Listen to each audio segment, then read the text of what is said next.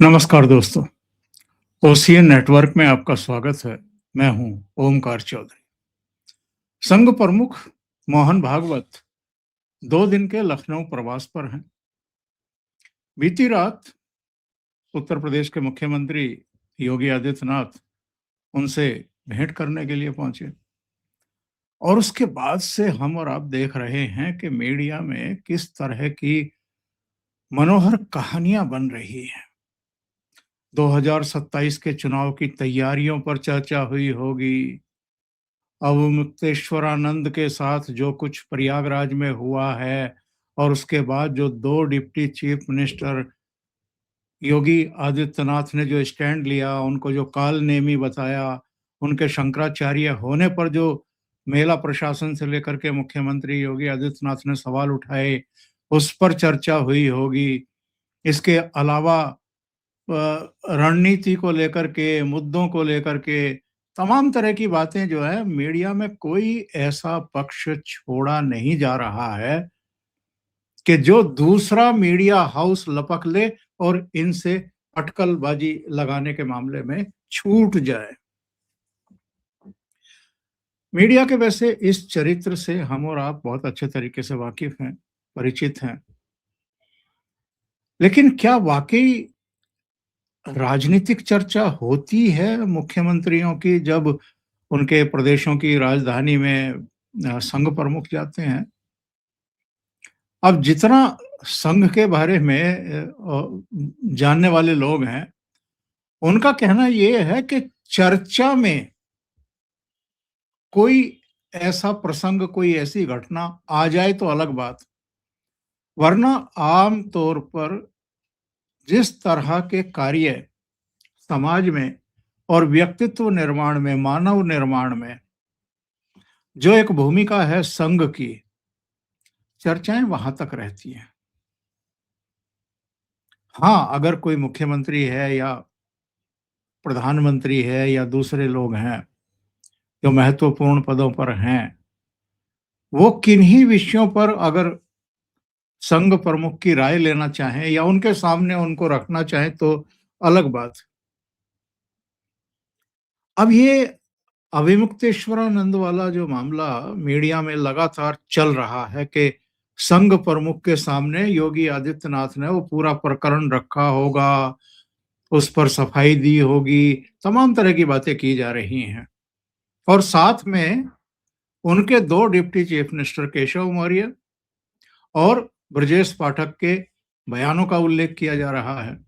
अच्छा, एक घटना और हो गई है, तो इन लोगों को जरा वो पैडिंग करने के लिए, चीज़ों को बल देने के लिए मौके मिल जाते हैं। ब्रजेश पाठक ने 100 या 101 बटुकों को अपने आवास पर बुलाया और उन पर पुष्प वर्षा की, उनका सम्मान किया। बटुक जो शंकराचार्यों के या इस तरह के जो मठ हैं, आश्रम हैं, वहाँ जो सेवा करने वाले बच्चे होते हैं, उनका सम्मान। अच्छा, उनका सम्मान क्यों कर रहे हैं? क्योंकि 1 दिन, ये 2 दिन पहले ही ब्रजेश पाठक का एक बयान आया था। अभी तक ये प्रयागराज में जो कुछ अवमुक्तेश्वरानंद प्रकरण हुआ था या कांड हुआ था, उस पर ये अभी चुप्पी साधे हुए थे। केशव मौर्य के 1-2 बयान आए थे कि ऐसा नहीं होना चाहिए था, वैसा नहीं होना चाहिए था। उन्होंने ये भी कहा था कि शंकरा जी शंकराचार्य जी महाराज के श्री चरणों में मेरा प्रणाम पहुँचे और आप जो है वो आस्था की डुबकी लगा करके गंगा में और इस पूरे प्रकरण को समाप्त करिए। उस समय भी सवाल थोड़े खड़े हुए थे कि ये चीज़ें क्यों की जा रही हैं? क्योंकि योगी आदित्यनाथ तो एक समारोह में भाग लेने के लिए हरियाणा के सोनीपत गए थे, तो उन्होंने कालनेमी शब्द का यूज़ किया था, हालाँकि नाम नहीं लिया था। लेकिन कहा था कि कुछ कालनेमी हैं, जो हिंदुओं में, सनातनियों में फूट डालने की कोशिश कर रहे हैं। उसके बाद से तमाम अटकलें शुरू हुई कि बहुत सख्त रवैया सरकार का है उनके प्रति। और फिर सदन में भी आपको याद होगा कि योगी आदित्यनाथ ने एक स्टैंड लिया था, क्लियर कट स्टैंड लिया था, ये कहते हुए कि क्या ये संभव है कि कोई मुख्यमंत्री बन करके पूरे प्रदेश में ऐसे ही घूमता रहे। मुख्यमंत्री पद की एक गरिमा होती है और उसका अ, मुख्यमंत्री को शपथ दिलाई जाती है, कैबिनेट ओथ लेती है, सरकार गवर्न करती है, तो कोई भी अपने आप को मुख्यमंत्री घोषित करके और प्रदेश में घूमता रहेगा। तो उनका इशारा ये था कि कोई भी अपने आप को शंकराचार्य बताएगा। शंकराचार्य बनने के जो पैरामीटर्स हैं, जो रास्ते हैं, जो प्रक्रिया है, सुप्रीम कोर्ट तक ये मामला गया था और सुप्रीम कोर्ट ने तो दिशा निर्देश दिए थे, आप छतरी नहीं लगाएँगे, आप दूसरे तमाम चीज़ें वो नहीं करेंगे, लेकिन वो करते हुए घूम रहे हैं, उनको कोई रोकने-टोकने वाला है नहीं। पहली बार योगी आदित्यनाथ ने, क्योंकि वो प्रकरण ही ऐसा हो गया था मौनी अमावस्या के दिन, अगर आप संगम नौज पर जाएँ और पालकी पर सवार होकर के जाएँ, जहाँ लाखों करोड़ों भक्त उस दिन आस्था की डुबकी लगा रहे थे और जब शासन प्रशासन ने उनको रोका और कहा कि पैदल जाइए तो कन्फ्रंटेशन हुआ वहाँ पर। यही जिनको बटुक बताया जा रहा है, उन लोगों ने पुलिस प्रशासन के साथ धक्का-मुक्की की, तो वो एक अप्रिय सीन क्रिएट हुआ या किया गया जानबूझ करके। अब तो बहुत लोग कह रहे हैं कि जानबूझ करके हुआ है। तो उसमें प्रशासन ने जो सख्ती की, सरकार ने जो सख्ती की कि एक और हादसा अगर वहाँ उस दिन हो जाता भगदड़ से, तो कितनी बड़ी त्रासदी हो सकती थी। तो ये सारी चीज़ें जो हैं अ, इस बीच हुई हैं और योगी आदित्यनाथ का एक सख्त रुख देखने को मिला है। उसमें चाहे केशव मौर्य हों या उनके दूसरे डिप्टी ब्रजेश पाठक हों, वो अगर दूसरी लाइन लेते हुए दिखाई दे रहे हैं, तो इसको भी मीडिया एक अलग रंग देकर के प्रस्तुत करने की कोशिश कर रहा है कि जैसे इस मुद्दे पर मुख्यमंत्री और दोनों उप मुख्यमंत्रियों के बीच में भी रस्साकसी है, मतभेद है और दोनों उप मुख्यमंत्री अलग लाइन ले रहे हैं और मुख्यमंत्री अलग लाइन ले रहे हैं।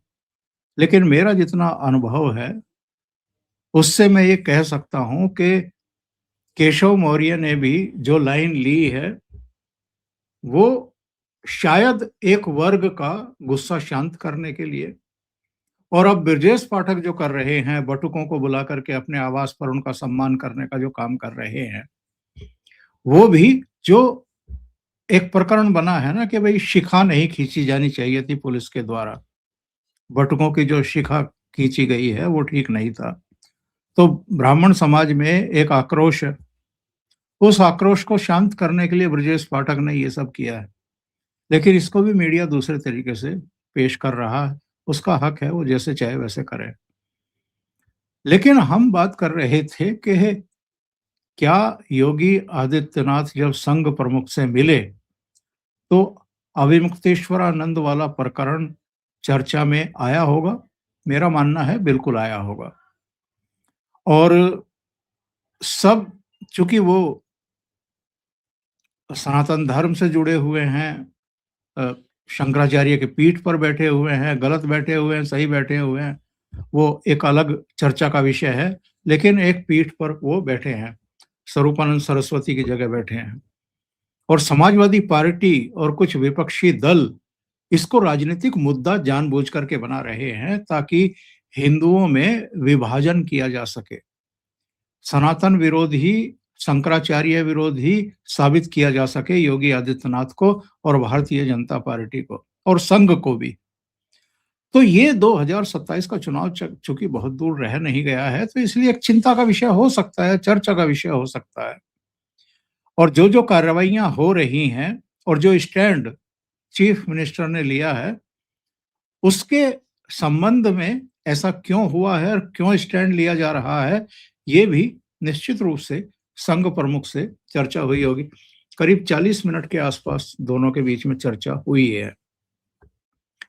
लेकिन और राजनीतिक रणनीति, चुनावी रणनीति, उन सब चीज़ों को लेकर के मुख्यमंत्री की कोई संघ प्रमुख से बात हुई होगी और उनसे कोई मदद माँगी गई होगी, ऐसा मैं नहीं मानता हूँ।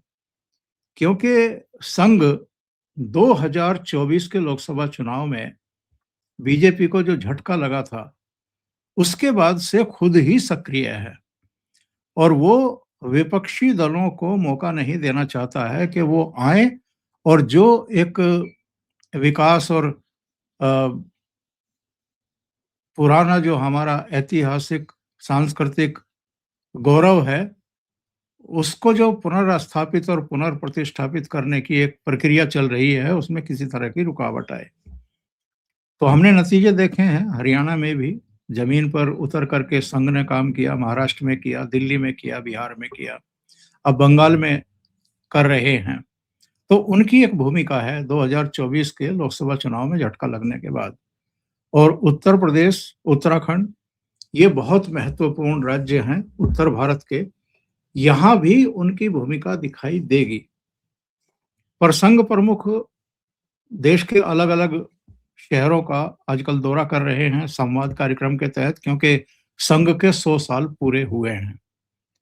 तो उसमें तमाम तरह की अटकलें शुरू कर देना या मनोहर कहानियाँ बनाना शुरू कर देना और ये तो वो लोग हैं एक्चुअल में मीडिया के भाई लोग, जो योगी आदित्यनाथ अगर दिल्ली जाते हैं, राष्ट्रपति या प्रधानमंत्री से मुलाकात करते हैं और उसके बाद फिर जो उनका एक क्रम रहता है कि राजनाथ सिंह से मिलेंगे, अमित शाह से मिलेंगे, बीजेपी के राष्ट्रीय अध्यक्ष से मिलेंगे, उसमें भी तमाम तरह की संभावनाएँ और अटकलें जो हैं वो लगानी शुरू कर देते हैं ये लोग। तो ये सारी चीज़ें अपनी जगह है। अच्छा मीडिया की भी अपनी ज़रूरतें हैं। उनको 24/7 अपना चैनल भी चलाना है और अगर एक प्रदेश का मुख्यमंत्री संघ प्रमुख से मिल रहा है, तो ये उनके लिए एक बड़ी खबर है, ब्रेकिंग न्यूज़ है। लेकिन आप ज़रा दूसरे तरीके से सोचिए, जिन-जिन प्रदेशों में भारतीय जनता पार्टी की सरकारें हैं, वहाँ उन प्रदेशों में अगर संघ प्रमुख जाएँगे, तो क्या वहाँ के मुख्यमंत्री कटसी में ही से ही उनसे भेंट नहीं करेंगे, उनका आशीर्वाद नहीं लेंगे? तो ये एक स्वाभाविक क्रिया है, लेकिन मीडिया को इसमें भी बहुत सारी चीज़ें और मनोहर कहानियाँ दिखाई दे रही हैं। अभी के लिए इतना ही, बहुत-बहुत धन्यवाद। अगर आपको ये चैनल और इसके कंटेंट पसंद आ रहे हैं, तो लाइक करें, कमेंट करें, वीडियो को शेयर भी करें। अभी तक अगर आपने ये चैनल सब्सक्राइब नहीं किया है, तो सब्सक्राइब कर लें। साथ में लगे बेल आइकॉन को दबाना ना भूलें, ताकि आगे आने वाले वीडियो और उनके नोटिफ़िकेशन आप तक पहुँचते रहें। बहुत-बहुत धन्यवाद। नमस्कार।